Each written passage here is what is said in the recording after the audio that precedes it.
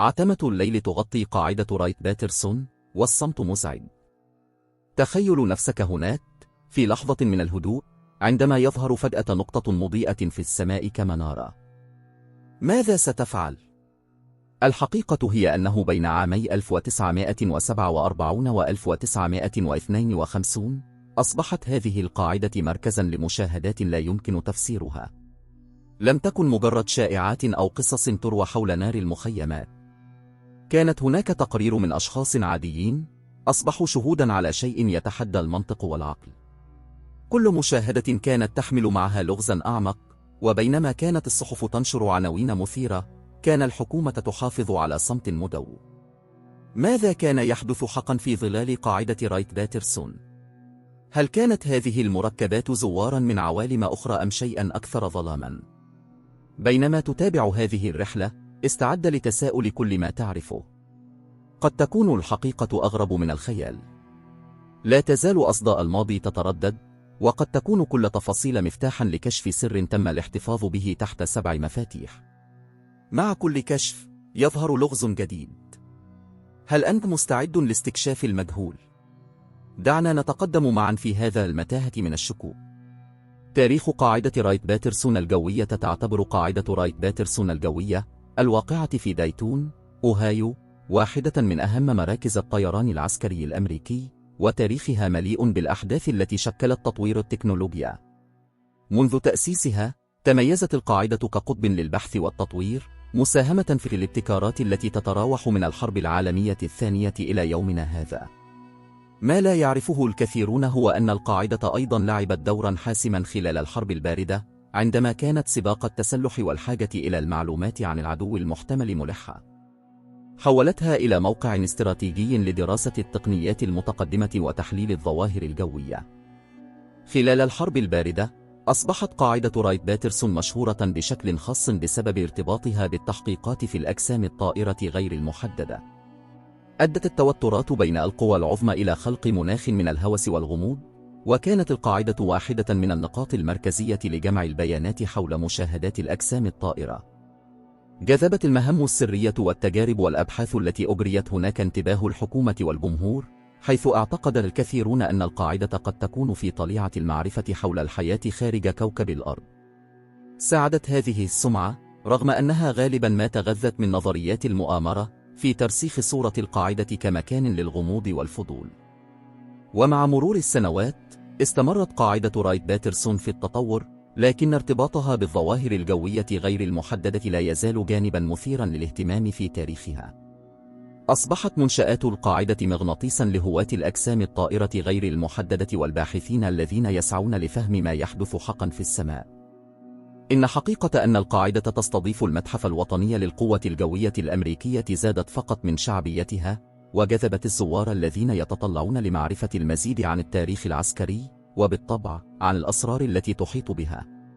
بالإضافة إلى كونها مركزاً للبحث العسكري، أصبحت القاعدة أيضاً مكاناً حيث تم جمع تقارير المشاهدات والتجارب غير القابلة للتفسير. أثار ذلك سلسلة من التساؤلات حول ما الذي يحدث حقاً وراء هذه الظواهر. مع ارتباط تاريخ القاعدة بموضوع الأجسام الطائرة غير المحددة، بدأ العديد من الناس في التكهن بما كانت تعرفه السلطات ولماذا تم الحفاظ على الكثير من السرية حول هذه الأحداث. كانت النتيجة مزيجاً من الفتنة والشك الذي لا يزال قائماً. لذا، فإن قاعدة رايت باترسون الجوية ليست مجرد منشأة عسكرية، إنها رمز للفضول والغموض الذي يستمر، خاصة في عالم لا تزال فيه الظواهر الجوية غير المحددة تثير خيال الجماهير. إن أهمية القاعدة في البحث والتطوير التكنولوجي، بالتزامن مع دورها خلال الحرب الباردة، عززت مكانتها كمكان اهتمام لكل من العلماء وأولئك المهتمين بالمجهول. مشاهدات وتقارير الأجسام الطائرة غير المحددة. بالحديث عن الفضول، بدأت أول مشاهدات الأجسام الطائرة غير المحددة في منطقة رايت باترسون في العقود 1940 و 1950، وهو فترة كانت فيها الانتباه نحو السماء في أعلى مستوياته. ادعى العديد من الأشخاص، سواء من المدنيين أو العسكريين، أنهم رأوا أشياء غريبة ومضيئة تعبر السماء، وبدأت القصص تنتشر كالنار في الهشيم. لم تكن هذه المشاهدات مجرد مصادفات، بل كانت ظواهر تثير نقاشات حماسية وتحقيقات رسمية، مما أدى إلى بحث غير متوقف عن الإجابات. أحد الجوانب الأكثر إثارة للاهتمام في هذه التقارير هو شهادة الأشخاص الذين زعموا أنهم واجهوا هذه الأجسام عن قرب. وصف العسكريون في الخدمة الفعلية، الذين غالبا ما كانوا يشغلون مناصب مسؤولية، تجاربهم بتفاصيل حية، بدءا من الأشكال الكروية إلى الأضواء الومضية.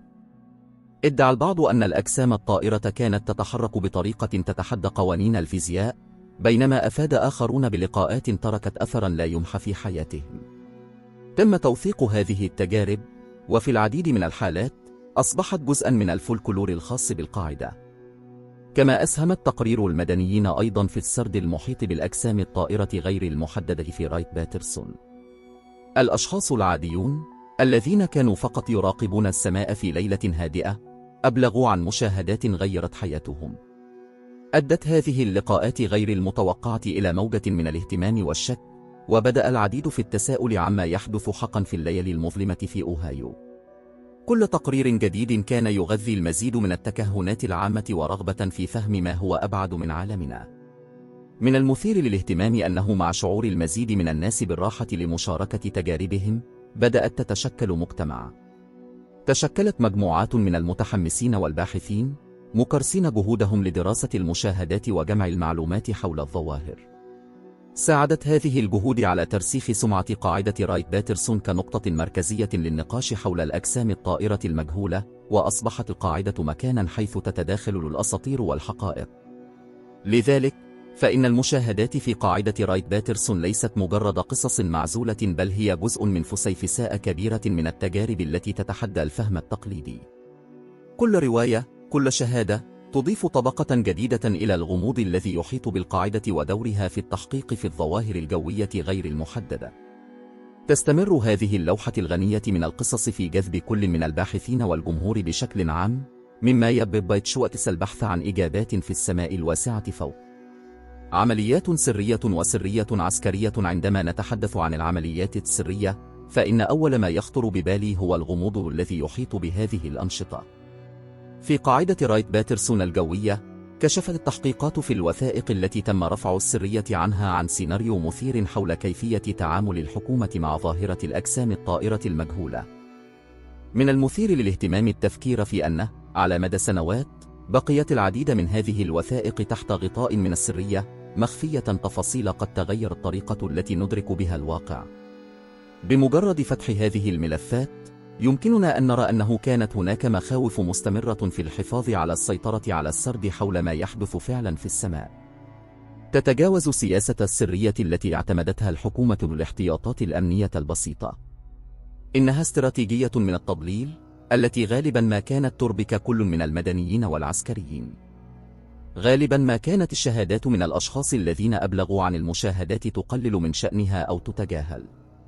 ما يمكن ملاحظته هو أن في كثير من الأحيان، كان ما يجب أن يكون رواية شرعية لظاهرة غير قابلة للتفسير يعتبر موضوعا يجب الحفاظ عليه سريا، كما لو كانت الحقيقة عبئا ثقيلا للغاية على المجتمع تحمله. علاوة على ذلك، كانت الشعور بوجود شيء آخر يحدث في الظلال يزيد من فضول الجمهور. عندما بدأت الوثائق في أن ترفع عنها السرية، كانت توقعات الناس حول ما يمكن أن يكشف ملموسة. أدت هذه الحالة إلى موجة من التكهنات، حيث كانت كل تفاصيل جديدة تنشر تغذي النظريات والتخمينات. وبالطبع، لم يقتصر ذلك على المهتمين بالأجسام الطائرة المجهولة، بل وجدت العامة نفسها مشدودة إلى لغز بدا بلا نهاية. ما لا يدركه الكثيرون هو أن هذه العمليات السرية لم تكن فقط تخفي المعلومات، بل أيضا تشكل الطريقة التي كانت تمارس بها العلوم والبحث.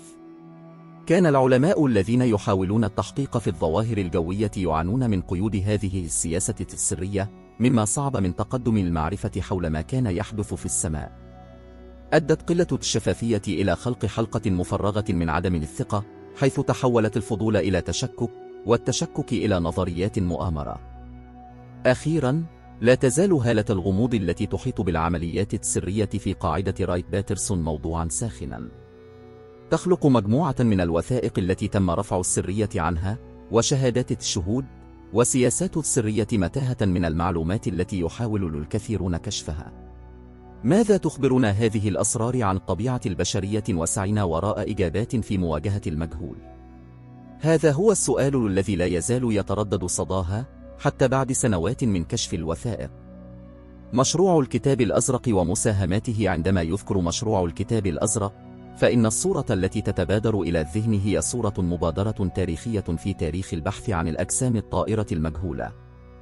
تم إنشاؤه من قبل القوات الجوية الأمريكية، وكان الهدف الرئيسي من المشروع هو جمع وتحليل التقارير عن المشاهدات. بالنسبة للكثيرين، كان يمثل محاولة حقيقية لفهم ما يحدث في السماء. ما يثير اهتمامي هو كيف أصبح هذا المشروع نقطة مرجعية في التحقيق في الظواهر الجوية غير المحددة، وخاصة في أماكن مثل رايت باترسون. لم يقم المشروع فقط بتسجيل المشاهدات، بل سعى أيضا لوضع نمط ومنهجية لتقييم كل حادث. كانت النتائج في كثير من الأحيان مدهشة، حيث أظهرت أن العديد من المشاهدات لا يمكن تفسيرها بسهولة. وهذا بالطبع غذى المزيد من التكهنات حول ما كان يحدث بالفعل. ساعد مشروع الكتاب الأزرق في توثيق التجارب ليس فقط من المدنيين، ولكن أيضا من العسكريين الذين بسبب تدريبهم كان ينبغي أن يكونوا أكثر تشككا. هذه الثنائية هي ما يجعل الموضوع مثيرا للاهتمام للغاية. واحدة من النتائج الرئيسية للمشروع كانت الاستنتاج بأن معظم المشاهدات يمكن تفسيرها من خلال الظواهر الطبيعية أو أخطاء التعرف. ومع ذلك، بقيت نسبة كبيرة دون تفسير، مما خلق شعورا بأن هناك شيئا أعمق وغير معروف في الهواء. كأنه مشروع الكتاب الأزرق فتح بابا نحو المجهول، لكنه في نفس الوقت حاول إغلاقه بتفسيرات مقنعة. هذه التوتر محسوسة وتستمر في النقاش حتى اليوم. جانب آخر مثير للاهتمام هو كيفية تأثير مشروع الكتاب الأزرق على إدراك العامة حول الأجسام الطائرة المجهولة. الطريقة التي تم بها تقديم الاستنتاجات والسرد الذي تشكل حولها كان له تأثير كبير على الثقافة الشعبية.